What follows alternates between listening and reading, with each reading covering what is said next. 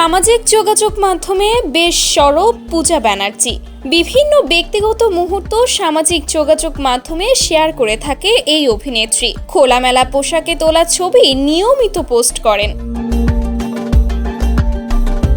এসব ছবিকে ঘিরে প্রায় মন্তব্যের শিকার হন পূজা ব্যানার্জি বলেন, আমাদের আগামী যে প্রজন্ম আসছে তারা খুব খোলা মনের হবে।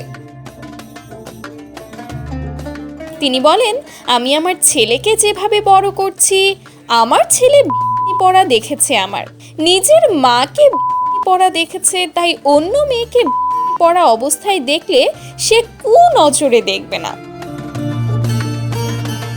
আমার মনে হয় সবারই এগুলো স্বাভাবিকভাবে দেখা উচিত। ঢেকে রাখা এটা ভালো চরিত্রের লক্ষণ নয়।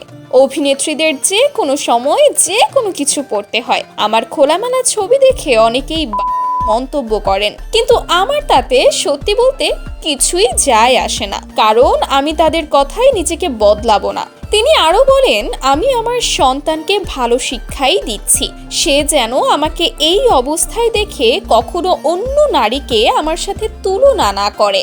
একসময় কলকাতার লাস্যময়ী অভিনেত্রী ছিলেন এই পূজা ব্যানার্জি। অভিনেতা দেবের সঙ্গে তার জুটি ছিল বরাবরই মানুষের পছন্দের। তার সৌন্দর্য বরাবরই মানুষকে মুগ্ধ করেছে।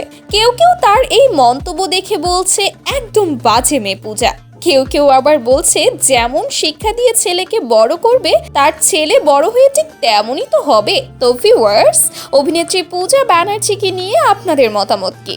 আর এই আচরণকে আপনারা কতটুকু সমর্থন করেন? আপনাদের মতামত জানাতে পারেন আমাদের কমেন্ট বক্সে।